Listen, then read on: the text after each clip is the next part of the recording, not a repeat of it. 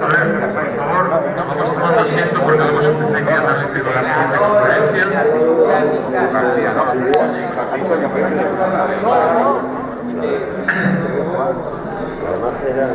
No puedo. Muy bien. Ya se han puesto ahí. A continuación, tenemos la suerte de contar con Ángeles Afuera para la conferencia aquí en Unión Radio. Licenciada en Ciencias de Información por la Universidad Complutense de Madrid, doctorándose en 2016 con su tesis doctoral en la Sociedad Unión Radio Empresa, Emisora y Programación 1925-1939, como tenemos en la pantalla. A partir de la cual desarrolló el libro que nos presentan estas novenas jornadas. No me puedo resistir a copiar la semblanza que figura en la solapa del libro. Ángeles Afuera es Iñaki Gabilondo, la memoria de la radio, como periodista fundó y dirigió el Departamento de Documentación de la cadena SER de 1989 a 2016, recuperando el gran patrimonio sonoro de la cadena. Su voz reconocible en informativos y programas como Hoy por Hoy y Hora 25 ha sido siempre la mirada del retrovisor hacia acontecimientos y perfiles del pasado. Posee, entre otros premios, la Antena de Oro de Radio y el Premio Nacional de Documentación SEDIC. Doctora en Ciencias de Información, cambió el micrófono por la investigación académica de la que es fruto este libro. A Ángeles la va a presentar Silvia Rubio Taberner, también periodista. Ha colaborado con La Clave, Público y El Mundo, ejerciendo ahora mismo como freelancer en el diario mexicano El Informador. Cuando quieras, Silvia.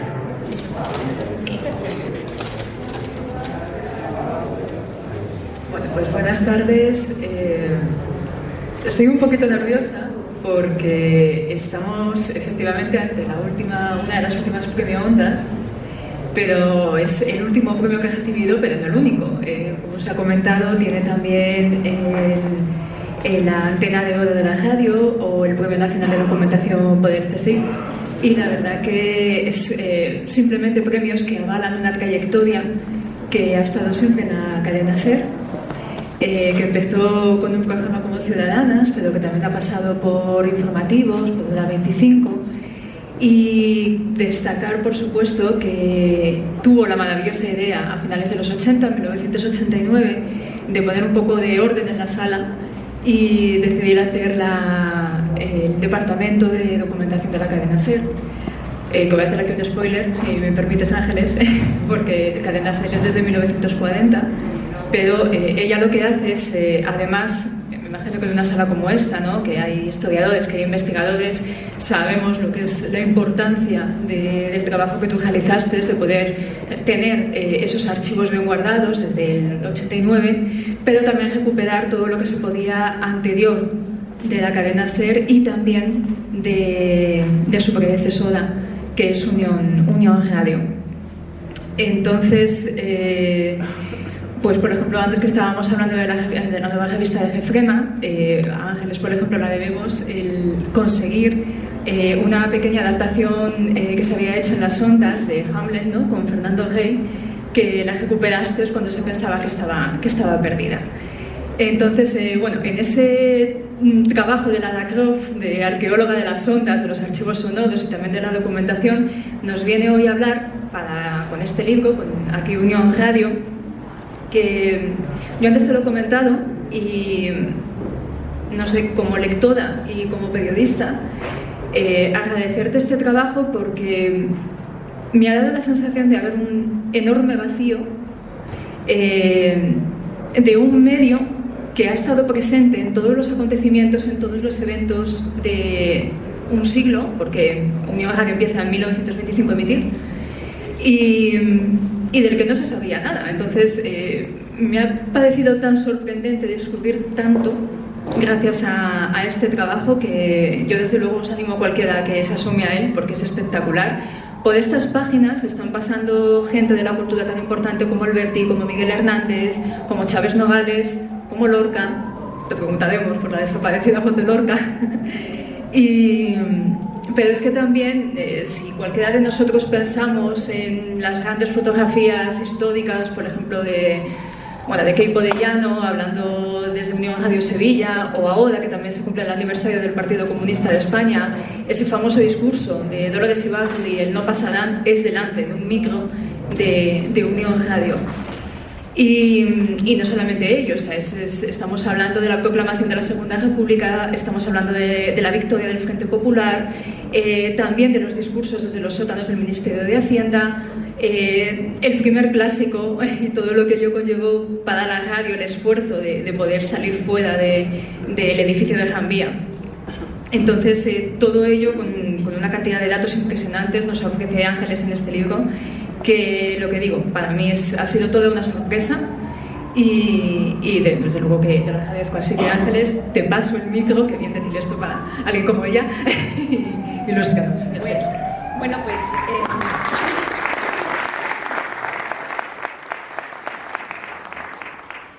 Gracias, en primer lugar, gracias. Bueno, me van a dejar que dé las gracias primero a Silvia Rubio, por esta presentación tan cariñosa, y gracias también a Jefrema y a José Antonio Zarza por invitarme a estar en estas jornadas sobre la guerra civil, jornadas por las que han pasado muchos ilustres investigadores y a la que asistís personas tan interesadas en la materia que estoy segura de que sabéis mucho más que yo sobre la guerra civil. Por eso yo lo que quiero modestamente es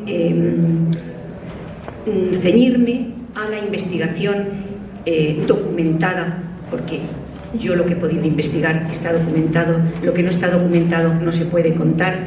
En mi libro Aquí Unión Radio, crónica de la primera cadena española, 1925-1939.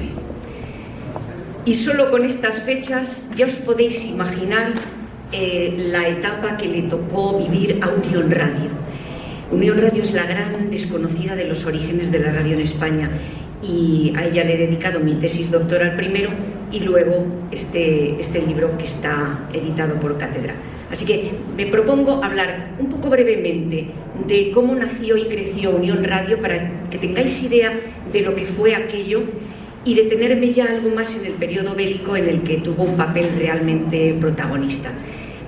Voy a pediros que me disculpéis, pero voy a usar el guión, porque son solo 3 folios, y no quiero extenderme porque mi entusiasmo sobre Unión Radio y sobre esa época es tal que podría estar hablando el doble de lo que ha hablado ya Estremet. Es decir, que voy a ceñirme un poco al guión. En primer lugar, vamos a ver Madrid. Madrid en 1925. Esto no va. Bueno, tendréis que imaginároslo, es un vídeo. Ya por Dios. Bueno, Madrid 1925. Madrid es una ciudad muy populosa en ese momento. Se acaba de inaugurar el primer semáforo en la confluencia entre la calle Alcalá y Gran Vía. El diseño urbanístico está cambiando la fisonomía de la ciudad, están creciendo los barrios, la electricidad y el transporte son, digamos, los 2 grandes ejes de la transformación. Madrid no es una ciudad industrial, pero sí es una ciudad industriosa, es decir, no es como Barcelona, como Bilbao, pero es una ciudad con grandes oportunidades de trabajo, de trabajo que atrae a gente de muchos lugares de España en busca de un futuro mejor. Y también atrae a grandes inversores que se han afincado en España con intereses industriales diversos. La dictadura de Primo de Rivera acaba de conceder en esa época 2 grandes monopolios. Ha concedido el monopolio de la telegrafía a la británica Marconi y el monopolio de la telefonía a la americana ITT. Su dueño, Sostenes Bell, lo primero que hace cuando llega a Madrid, una vez concedida ese monopolio de la telefonía, es decir que se construya un rascacielos en la Gran Vía, que va a ser el rascacielos de Telefónica. Es decir, que esas 2 compañías ya están afincadas en España y han conseguido 2 monopolios. Pues bien, imaginemos que ahora mismo se juntaran Microsoft, Facebook, Apple, Google y Amazon, que se unieran todos para crear una cadena de radio en España. Sería una barbaridad. Los más grandes unidos aquí en un esfuerzo común. Pues bien, Unión Radio se crea más o menos de esa manera. Se crea con el fin último de ser un monopolio de radiodifusión. Y lo crean las compañías que estáis viendo ahí. Marconi, que viene de Reino Unido, la General Electric y RCA, que vienen de Estados Unidos, Radiola viene de Francia, Tudor AFA de Alemania y la Compañía General de Electricidad de España. Son como esos Microsoft, Facebook, Apple, etcétera de hoy, pero trasladados a 1925. En los primeros contactos entre las compañías fundadoras ya existe una ambición, que es cubrir España de antenas, seguir la senda monopolística de los que hablábamos, de la telefonía y de la telegrafía, y quedarse con el monopolio de la radiodifusión. Porque hasta entonces ha habido pequeñas emisoras con una cobertura muy local, muy rudimentarias. De hecho, en el primer documento interno de la compañía, y leo, dice lo siguiente: se trata de conseguir una exclusiva condicionada para la explotación del servicio de radiodifusión. Mientras tanto, se trata de sostener una emisora en Madrid, instalando otras en otros puntos de España, mientras el negocio lo permita. Es decir, que ellos lo que tenían claro era hacer un monopolio de la radiodifusión. Y lo crean en este edificio. Empiezan inaugurando su primera emisora, Unión Radio, en Madrid. Una emisora que se va a bautizar sin apellidos locales. Aquí muchas veces se ha hablado de Unión Radio Madrid. No, era Unión Radio solo, porque sobre esa Unión Radio iba a pivotar el eje de toda la compañía que ellos querían crear. Y ellos querían crear una cadena que se escuchara en toda España. Unión Radio nace ahí, en el 6º piso de ese edificio. Yo les pregunto, ¿les suena? A muchos a lo mejor no, pero si yo les digo que luego crecieron 13 pisos más, que taparon las 2 torretas y que ahora mismo hay un cartel enorme que pone Primark, ya sabemos que es Gran Vía 32, que es el edificio donde ha estado siempre la cadena SER. Pues bien, este era un edificio recién estrenado, era el edificio Madrid-París, un edificio donde estaban los grandes almacenes, los primeros grandes almacenes que hubo en España, que eran los almacenes Madrid-París. Los habían inaugurado nada menos que Alfonso XIII y su esposa, la reina Victoria Eugenia. Y ese día, que es el 17 de junio de 1925, se inaugura Unión Radio. Se cuelgan en la fachada del edificio unos grandes altavoces. La gente se arremolina en la Gran Vía. ¿Qué pasa allí? Que están, sí, es que se estrena Unión Radio, vamos a escucharla. Y por esos grandes altavoces, en la acera, imagínense ustedes, se concentra un montón de gente y escucha un concierto con piezas de música española y la voz de Alfonso XIII, del rey Alfonso XIII. En esta recreación podemos escuchar algo de lo que dijo. Bueno, se ha visto que, como está solo descargado el PowerPoint, no van a sonar el resto de los sonidos. Pues es lamentable, pero seguimos. Bien, ya se ha creado Unión Radio, pero conforme va pasando el tiempo, comienza la expansión. En solo 2 años, Unión Radio ha aplicado su sistema de fusión, compra y cierre. Es muy simple. Compra emisoras pequeñas, las fusiona con las suyas, algunas las cierra, las desmantela y sus equipos van a engrosar la potencia de otras emisoras. De manera que en solo 2 años Unión Radio ha crecido tanto que tiene ya emisoras en Barcelona, donde compra la primera emisora legal de España, Radio Barcelona, que es la primera porque es la primera en llegar a las oficinas oficiales o a a la ventanilla oficial para conseguir su EAJ1. Pero compra también Salamanca, Castilla, Cádiz, Sevilla, el Club Sevillano, San Sebastián, el Radio Club de Vizcaya.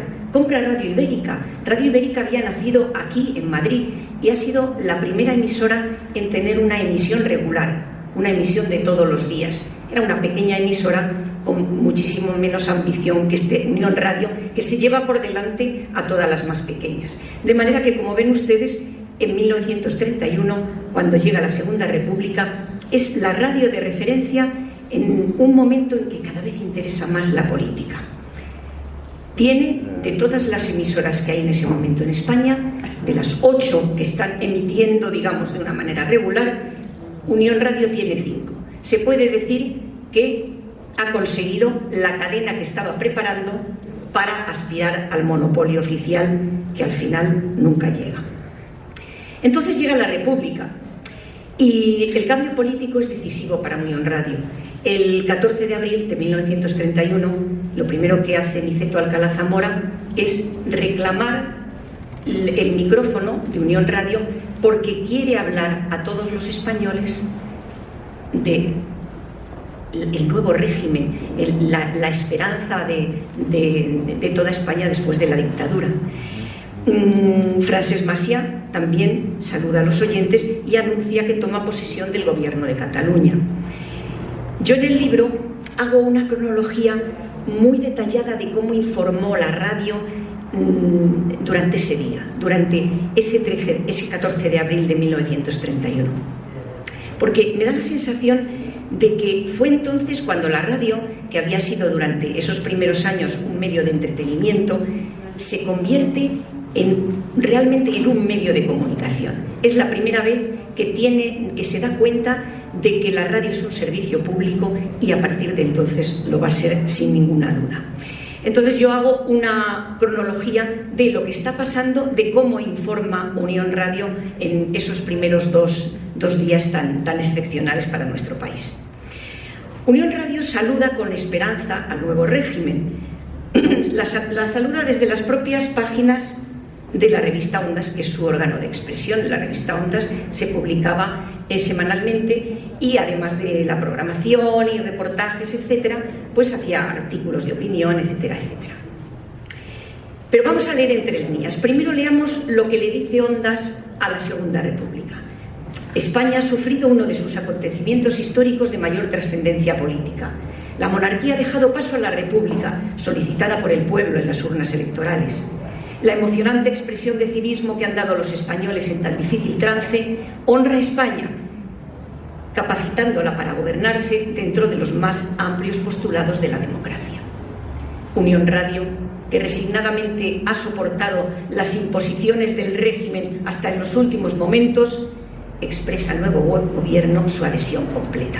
Ahora vamos a leer entre líneas. Unión Radio, que lleva esperando varios años a que le concedan el monopolio de la radio en España, no lo ha conseguido. A ver si ustedes, Segunda República y su gobierno, nos lo conceden, porque vamos a tener una completa adhesión y vamos a servirles lealmente. Esto es más o menos lo que se lee entre líneas. Entonces nos preguntamos, ¿Unión Radio fue leal a los sucesivos gobiernos con los que le tocó lidiar durante todos sus años de existencia? Pues sí, sí lo fue, porque ejerció esa lealtad desde la idea de que la radio era un servicio público y el gobierno republicano la usó cuantas veces lo necesitó y sin que los propietarios de la cadena pusieran impedimento alguno. Sin embargo, Unión Radio primero nunca fue financiada por el Estado, siempre fue una cadena privada y nunca obtuvo ventajas mayores que el resto de las emisoras. Es decir, que soportó la censura antes de la República, durante la República y durante la Guerra Civil, y en el libro dedico además un apartado a hablar de la censura con algunos casos bien curiosos. ¿Cómo es la radio por dentro? ¿Cómo se ha ido transformando en esos años? Y sobre todo, ¿cómo se oye? Bueno, ustedes no pueden leer lo que hay ahí, porque es diminuta, pero les puedo decir que todos estos son los lugares y los libros, los documentos, los centros, las bibliotecas donde yo he investigado para saber qué sonaba en Unión Radio, porque lo lamentable de esto es que los investigadores que nos hemos dedicado a la historia de la radio contamos con muy pocos sonidos si no son después de los años 80. Parece mentira, ¿verdad? Que la radio en España haya nacido en 1925 y que yo haya estudiado una cadena de radio desde el 25 al 39 y no tenga más que 2 minutos y medio de grabaciones. Todo lo demás, y la tesis tiene 700 páginas, lo he sacado de testimonios escritos. Pero con todos estos testimonios escritos yo he podido recuperar la programación de Unión Radio de una manera bastante detallada.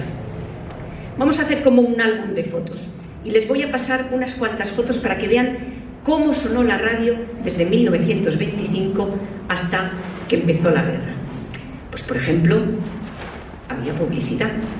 Ahí vemos a Luis Medina y Carlos del Pozo, que eran los dos locutores oficiales de la emisora, haciendo lo que entonces se llamaban las guías comerciales. Hubo música hubo muchísima, porque era lo más fácil de radiar en unos momentos en que, por ejemplo, los micrófonos eran tan duros y tan direccionales que no se podía hablar mucha gente a la vez, con lo cual primaba sobre el teatro la música, tanto la música clásica como la música más moderna.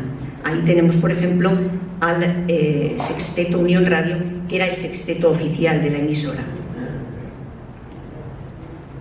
La radio salió a la calle. En esta foto, Ramón Gómez de la Serna, que era un colaborador habitual de Unión Radio, retransmite desde el Café de Levante en la Puerta del Sol. Pero la radio también sale a lugares en el exterior, como podemos ver ahí, retransmitiendo un reportaje en el Zoo del Retiro, que muchos a lo mejor recuerdan todavía cuando eran pequeños, por lo menos yo sí, las jaulas donde estaban los leones. Unión Radio asiste a muchos actos importantes de la historia de este país. Ahí vemos a Niceto Alcalá Zamora dirigiéndose por primera vez en el hemiciclo al resto de los parlamentarios elegidos en las primeras elecciones que tienen lugar durante la Segunda República. Y ustedes quizá no lo ven, pero delante de Niceto Alcalá Zamora se ve un redondelito blanco colgando de un cable, y ese es el micrófono de Unión Radio. Unión Radio estuvo en el Congreso de los Diputados, estuvo en el Ayuntamiento de Madrid, en todos los mítines, en todos los actos políticos que a la Segunda República le venía bien que todos los oyentes conocieran. Pero Unión Radio tuvo programas infantiles, a los que iban, por ejemplo, colegios como este, que es un colegio que ganó un concurso de canciones infantiles. Ven allí a las dos profesoras con sus alumnos. Unión Radio tuvo también grupos profesionales como este del maestro Álvarez Cantos. Cantaban zarzuela todos los sábados en directo. Hubo también flamenco. Esa jovencita que ven ustedes ahí es Carmen Amaya, muy jovencita. Le pusieron una especie de tablero, una tarima, para que se retransmitiera el zapateado mientras su grupo tocaba flamenco. Y hubo fútbol. En el Estadio Chamartín, Carlos Fuertes Peralba, que está delante del micrófono, retransmite un partido.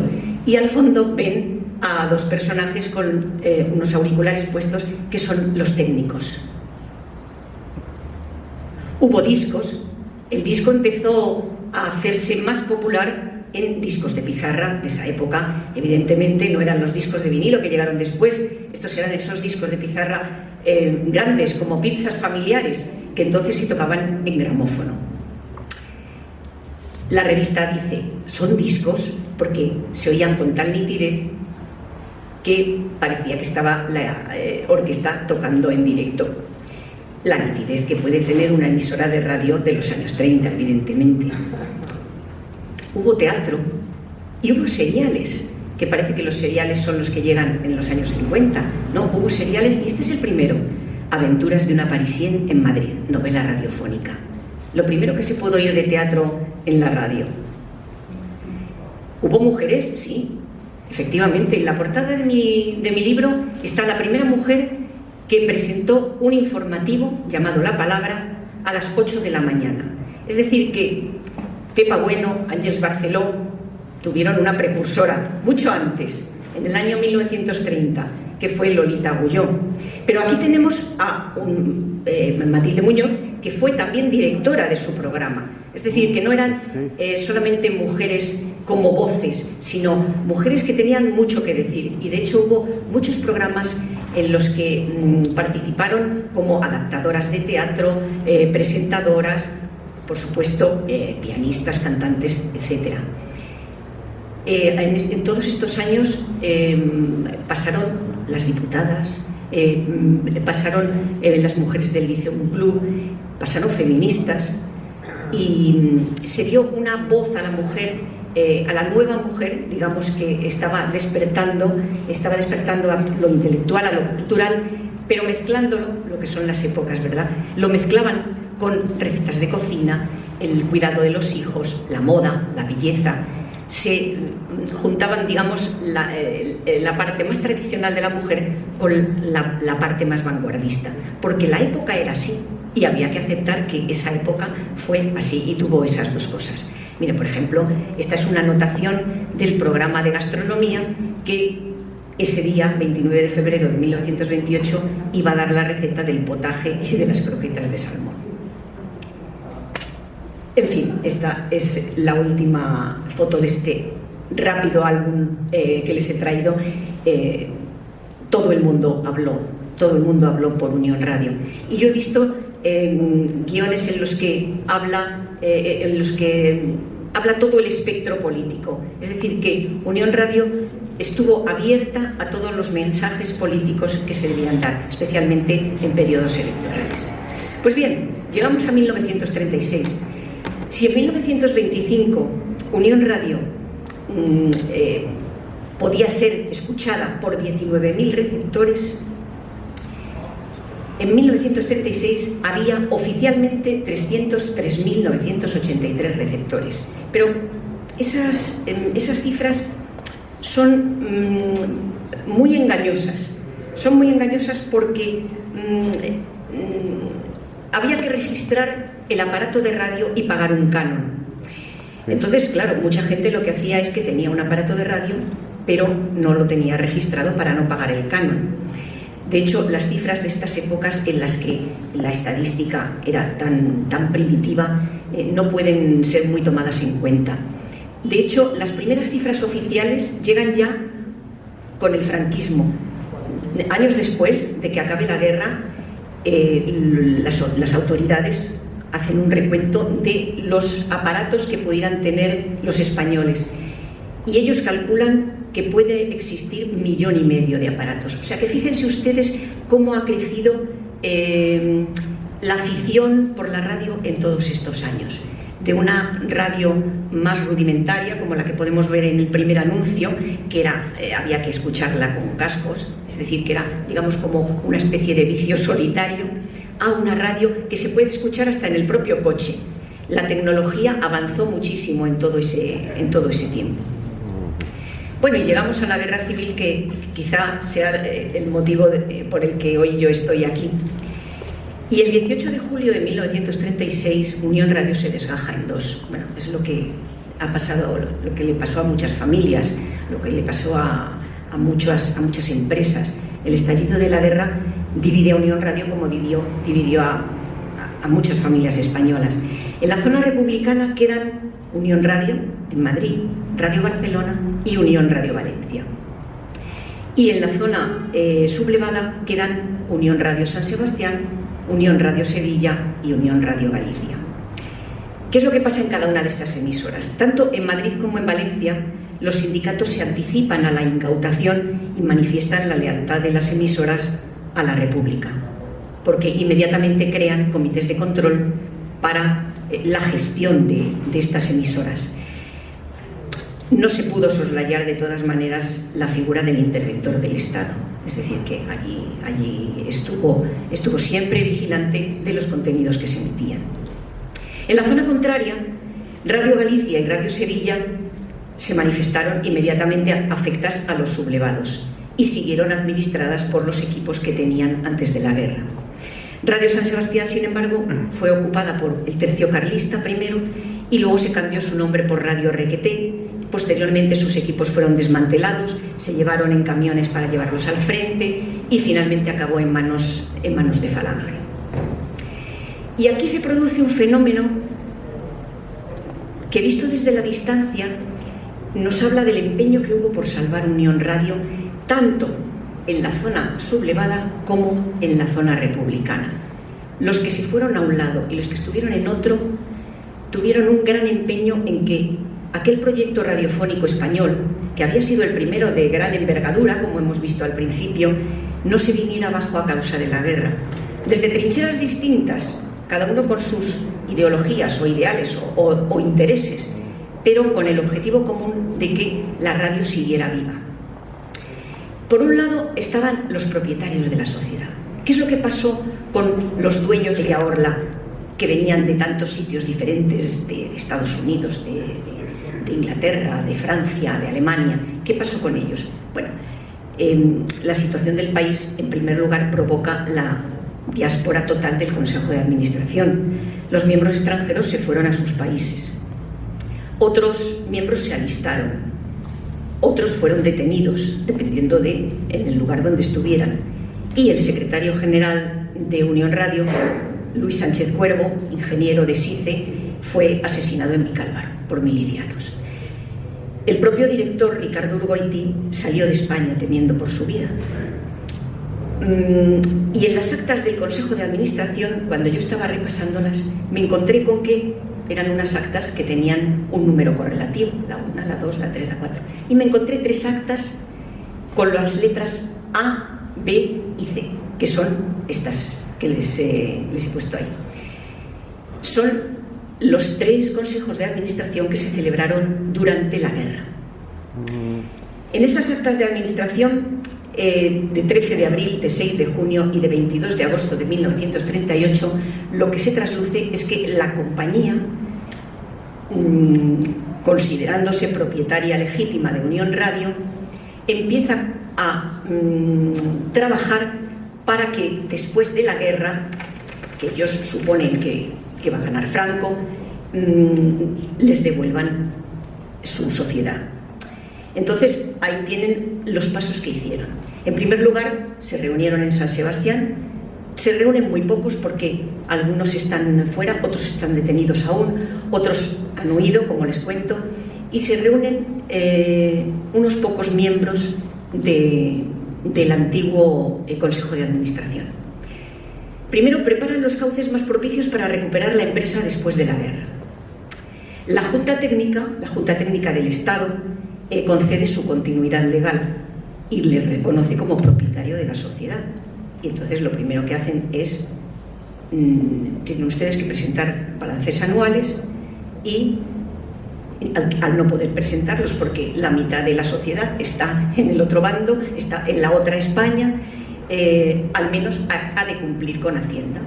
De manera que en 1938 Unión Radio comienza a cumplir ya sus obligaciones fiscales con la Hacienda franquista. Pero la devolución de Unión Radio a sus legítimos propietarios no va a llegar hasta bien pasada la guerra.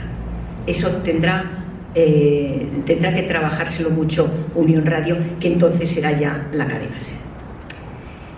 ¿Qué pasa en la zona republicana?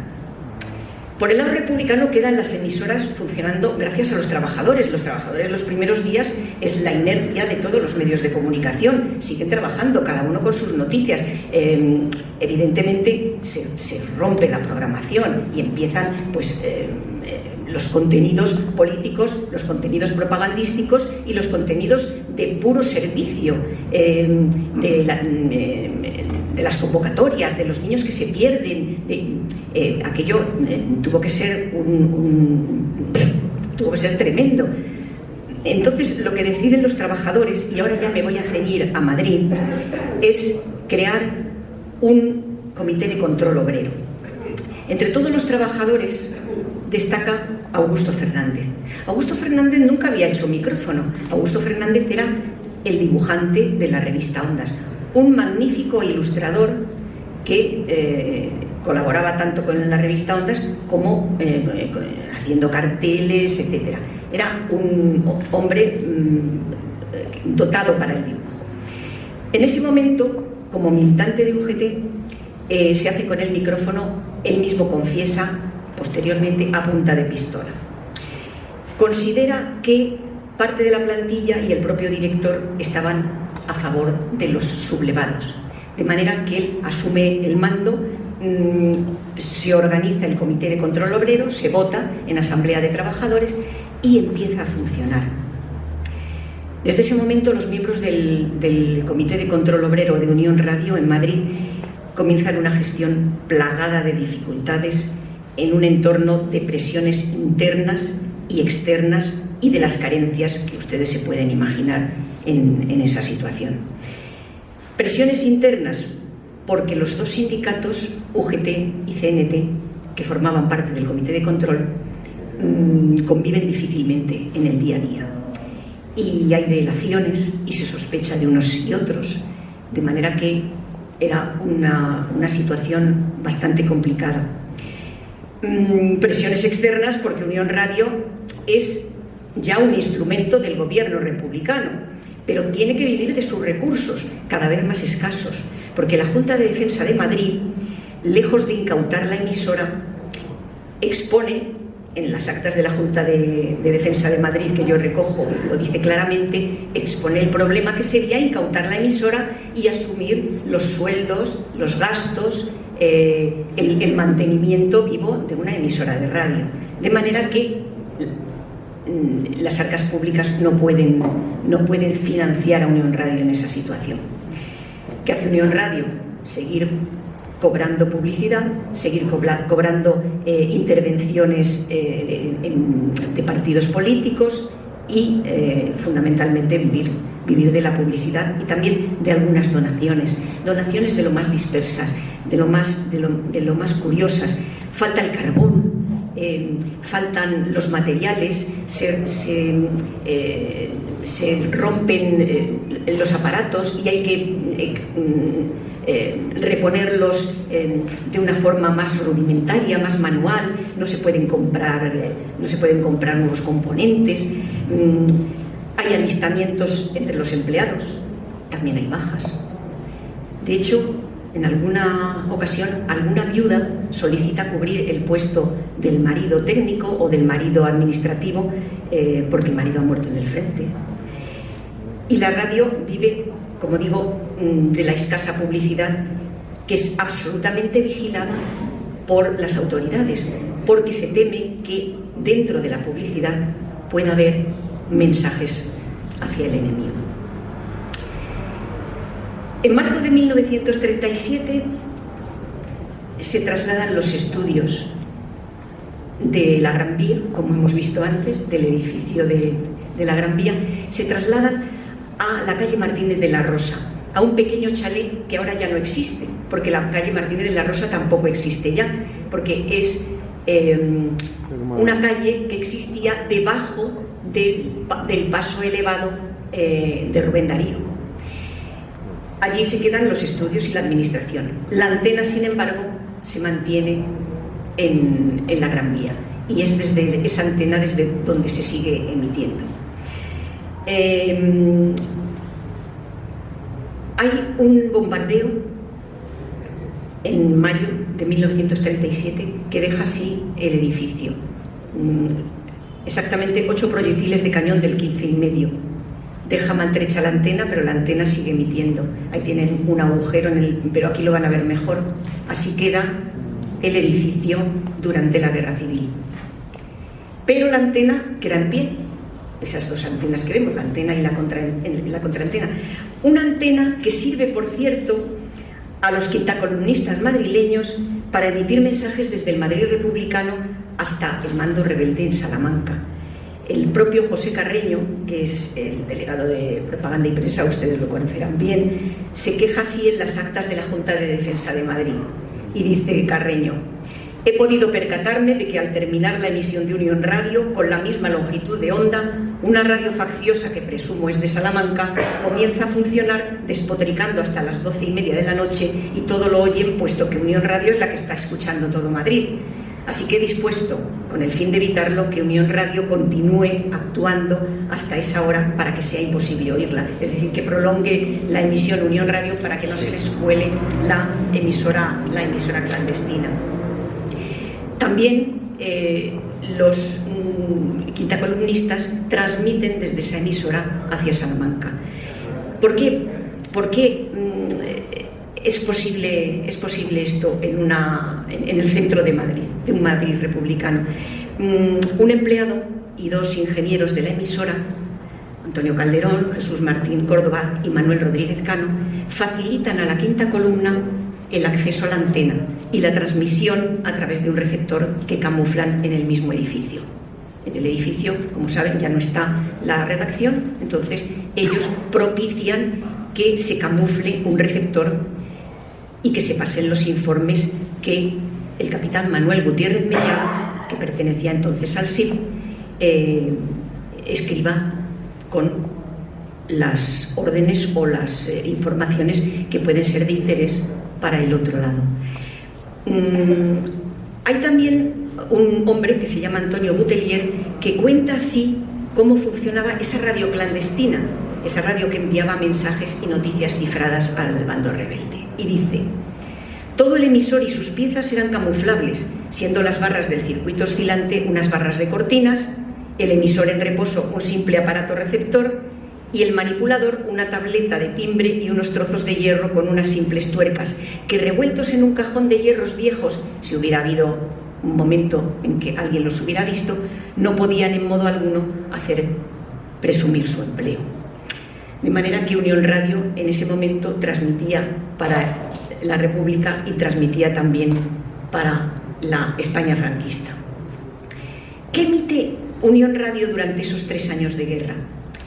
Bueno, se pueden imaginar que a partir del 18 de julio de 1936 la estructura programática de Unión Radio estalla por los aires. Era una programación de verano, era una programación con mucha música, ligera, con música de baile, retransmisiones en las verbenas, y de repente lo que se está emitiendo plácidamente estalla por los aires. Hay que hacer información con el diario hablado La Palabra, que sirve de armazón para otros contenidos. Se leen notas oficiales del Ministerio de la Guerra, los partes de los diversos frentes, noticias internacionales, algunos avisos urgentes. A la emisión de las 10 de la noche le precede siempre el parte de guerra de cada día, y ese parte de guerra lo lee quien hemos visto antes, Augusto Fernández. De manera que acaban llamándole el hombre de las 10, porque a las 10 siempre sale su voz peculiar. Dicen las notas de la época un tanto chulesca, que lee cada día el parte a toda la parte republicana que está escuchando la radio. El Comisariado de la Guerra, por ejemplo, hace las charlas de 15 minutos. Están dedicadas a los combatientes, no a la audiencia en general. Les dirigen sobre temas útiles y de logística, desde el cuidado del armamento hasta la sanidad, la higiene, la alimentación que tienen que tener las tropas. Los partidos se reparten el resto de la emisión. Por ejemplo, el Partido Comunista programa El Altavoz del Frente, que es una prolongación del ambicioso proyecto cultural que tenía el Partido Comunista. Las Juventudes Socialistas dirigen Juventud en Armas. Izquierda Republicana moviliza a todos los militantes para que den charlas, y las daban siempre a las 3:30 de la tarde. Todos los programas ofrecen discursos, testimonios de combatientes, comunicados a la población, canciones de lucha, y todo lo que se dice en la radio es pasado por la censura previa. Esta es una muestra de uno de los textos que convenientemente ha tachado la autoridad competente y ha puesto el sello, para que se vea que hay que leer justo desde el segundo párrafo. El primer párrafo se refiere a los presos políticos que están en cárceles republicanas. No le pareció oportuna a la persona que estaba ejerciendo la censura que eso saliera por la radio. Y respecto a la música, el sexteto de la estación pues sigue rellenando los espacios no propagandísticos con un repertorio variado, pero no es tan variado porque ya se ha aclarado Unión Radio en los primeros días de la guerra de decir: Unión Radio no emite música de autores fascistas. ¿Qué ha pasado con la música en disco, con la nutrida discoteca que tenía Unión Radio? Pues la discoteca de Unión Radio va desapareciendo porque sus discos son requeridos por el altavoz del frente para ser emitidos por estos camiones dotados con un reproductor y unos grandes altavoces que lanzan marchas militares, música en general para distracción de las personas que están en las trincheras, que están en el frente. Y en uno de estos camiones vemos a Augusto Fernández, esta vez dirigiendo una soflama a la gente que está combatiendo. Hay zarzuela, copla española, en fin, canciones de lucha. Y yo traía una, pero me imagino que tampoco sonará. No, entonces, bueno. Pues yo les traía esta canción porque fue realmente el superventas de esa época. Las compañías de acero. Las compañías de acero, escrita por Luis de Tapia con música de Carlos Palacio, que sonó y sonó y sonó en repetidas ocasiones en Unión Radio. En octubre de 1938 se prohíben todos los programas firmados por partidos políticos, se prohíbe todo programa que no esté absolutamente vigilado porque los mensajes propagandísticos corren exclusivamente a cargo del gobierno republicano. Y de esa manera se van emitiendo discursos históricos como el de la Pasionaria del 27 de mayo, más vale morir de pie que vivir de rodillas, el de Manuel Azaña, Paz, Piedad, Perdón, el 18 de julio del 38, y luego, pues como ven ustedes aquí, los famosos discursos en las últimas noches de marzo de 1939, de Besteiro, Mera, Miaja, Casado, entre otros. El 28 de marzo de 1939 se produce la ocupación de los estudios de Unión Radio por parte de los vencedores de la guerra y la emisión queda en manos del Ministerio de la Gobernación. Antes comentaba Tremet que es difícil distinguir qué pasó porque los testimonios pueden ser unos contrarios a otros, o uno de nuestros amigos asistentes ha dicho que en un lado ha leído una cosa completamente distinta a la otra. Pues bien, la versión de quién ocupa por primera vez Unión Radio, hay varias versiones. Bobby de Glané dice: yo fui quien ocupó Unión Radio, salté las barricadas de la ciudad universitaria, me dirigí hacia la Gran Vía y desde allí dije: Madrid está liberada. Y sin embargo hay otros que dicen: no, fuimos nosotros. Bueno, pues esto tiene una explicación. Los estudios y la redacción estaban en el chalet de Martínez de la Rosa y la antena seguía en la Gran Vía. Puede que ambos tuvieran razón. Unos proclamaron la victoria franquista desde un lado y otros desde el otro lado. De manera que esto, unido a que en esos momentos de un principio de un régimen hubiera que posicionarse, hicieran que todos soñaran con ser los héroes que habían dicho: Madrid está liberada por Franco. De manera que ahí también el investigador tiene que explicarlo todo y dejar que cada uno comprenda la situación o entienda que pudo haber muchas versiones, nunca hay solo una versión. Y así pues desapareció esta época histórica y los micrófonos de Unión Radio callaron, pero no callaron, sino que el Ministerio de la Gobernación hizo que por esos mismos micrófonos empezaran los mensajes del nuevo régimen. Falangistas, militares, aquello fue ocupado por toda la gente que venía con ganas de lanzar otros mensajes completamente distintos. No podía recordarse a Unión Radio, porque Unión Radio había sido la voz de la República, evidentemente, y ahora había que reconvertirla. Lo primero que hizo los nuevos gobernantes, los vencedores de la guerra, fueron decir: Unión Radio debe borrarse de la memoria de los españoles. Y entonces a Unión Radio en Madrid la cambiaron el nombre, Radio Madrid. Y fue Radio Madrid desde los primeros momentos después de la guerra. Y los dueños de Unión Radio consiguieron volver a recuperar su negocio, su propiedad, su sociedad, pero admitiendo en la mitad del Consejo de Administración a los nuevos gobernantes. De manera que los nuevos gobernantes tuvieron la mitad del Consejo de Administración. Y Dionisio Ridruejo, que ya ha salido aquí en algún momento, fue el que dijo: se llamará de otra manera. Unión Radio no puede llamarse ya, se llamará Sociedad Española de Radiodifusión, conocida por Cadena SER.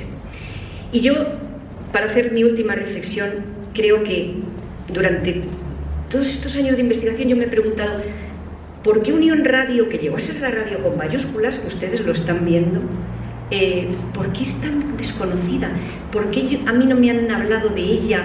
¿Por qué se oye a Radio Barcelona como un principio de la radio en España? Pero ¿por qué de Unión Radio nadie sabe nada? Mi conclusión es que en este caso se asemeja mucho a muchos de la historia de este país que sufrieron las políticas de memoria y olvido ejercidas por los vencedores de la Guerra Civil como arma para transformar la historia hasta acomodarlas a sus objetivos. El nombre de Unión Radio, como ven, se borró de un plumazo por orden de los nuevos gobernantes, sentaron sus reales ahí en el Consejo de Administración, se creó el nombre de Sociedad Española de Radiodifusión y, huérfana de pasado, la SER, la nueva SER, comenzó a reinventarse y su emisora principal, Unión Radio, pasó a ser Radio Madrid. Ya no estaban muchos de los que habían hecho grande a Unión Radio, unos estaban represaliados, otros exiliados, otros humillados, y los que quedaron, yo supongo que miraron hacia adelante porque había mucho prestigio que reconquistar en el escenario menos propicio. De manera que con esa mirada, digamos, comprensiva hacia unos y hacia otros, empezó a surgir una nueva radio, la cadena SER, que todavía les acompaña desde la misma antena que nació en 1925. Y nada más, muchas gracias.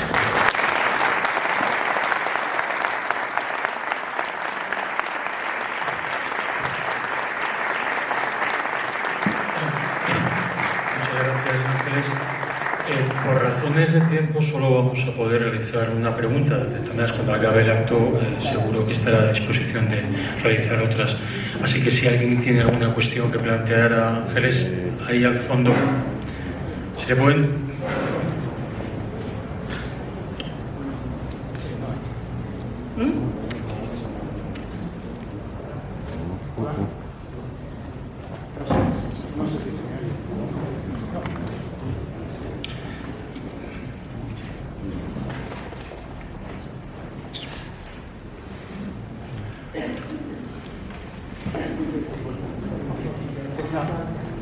Sí, póngase de pie y le oímos. Nada, es fundamentalmente agradecer esa voz tan cálida que me ha resultado tan familiar y tan cercana a lo largo de tantos años de ser un seguidor de Radio Madrid. Yo creía que ya se le había olvidado a usted, porque llevo casi 5 sin hablar por la radio. No. Es imposible. Gracias. ¿Cómo vamos a olvidarnos de estos referentes, verdad? Bueno, y eran 2 preguntas muy concisas, un placer haberla escuchado. ¿Por qué esa poca documentación en esos primeros años, de esos 2 minutos y pico a los que se ha referido? Hay una comparativa con otros países, es algo inaudito que nos haya ocurrido tamaño desaguisado, ¿no? Y segundo, en la red hay esos discursos de Augusto Fernández, ¿se puede encontrar algo en ese sentido? Muchas gracias, un placer. Le voy a contestar rápido porque ya hay una premura de tiempo. ¿Por qué no existen grabaciones de esa época? Porque no había soportes para recoger las grabaciones, para recoger el sonido. El disco de pizarra era una cosa novedosa, era muy cara, la reproducción era carísima porque cada 2 o 3 reproducciones de un disco había que cambiar la aguja. Es decir, que los primeros magnetófonos, el primer magnetófono que llega a la radio es ya pasados los años 40, pero bien pasados. Lo traen de Estraperlo de Tánger y llega a Unión Radio, llega a Radio Madrid, ya a Radio Madrid de la cadena SER. Y aún así, las cintas magnetofónicas eran tan caras que se grababan y se regrababa encima. De manera que hasta que no fueron algo más baratas y se pudo tener una cantidad de cintas suficiente, la radio no pudo empezar a conservar, porque conservar una cinta era descartar esa cinta para nuevos trabajos. Es decir, que no había soporte. La radio se hacía en directo, no se podía grabar. Dicen que ha habido algunas grabaciones, no existen. Segunda pregunta. Es posible que haya habido documentación, guiones, documentos, etc. Pero cuando llegan los vencedores, los miembros del Consejo de Administración preparan una serie de carpetas, al menos eso es lo que dicen en las actas del Consejo de Administración, han sido preparadas una serie de carpetas entregándoselas a las autoridades. De manera que esos papeles que podían estar concentrados en la propia empresa ya no están. Yo los he buscado y los he encontrado, pero no he encontrado tanto volumen como para considerar que todo lo que hay en el Archivo General de la Administración esté concentrado allí, porque son cosas muy dispersas. Más bien pienso que lo que pasó es que se destruyeron muchos papeles que no tenían interés, o por el simple odio al enemigo, se destruyeron y quedan algunos balances, algunas cosas dispersas que, por supuesto, todas las he aprovechado para mi libro. Algunos son interesantes, pues por ejemplo algunas actas del propio Comité Obrero, donde se ve reflejada todos los problemas de las delaciones, los odios, las rencillas, en fin, todo lo peor y todo lo mejor. Pues yo qué sé, los bomberos de Madrid donan 150 pesetas a Unión Radio, han sido utilizadas para la compra de carbón, ese tipo de cosas, ¿no? O sea, hay cosas que sí, pero siempre textos, siempre escrito, que sí son aprovechables para una investigación, pero sonido ninguno. Y ya me gustaría a mí, y yo daría muchísimo por escuchar, aunque solamente fuera un poquito de la emisión de aquella emisora Unión Radio, que tuvo que ser tremenda. Por sus pasillos pasaron Ramón Gómez de la Serna, García Lorca, Benavente, los hermanos Álvarez Quintero, Chávez Nogales, cantaban los mejores cantantes de zarzuela, de ópera, Marcos Redondo, las mejores orquestas. Eso tuvo que ser maravilloso, pero nos lo tenemos que imaginar.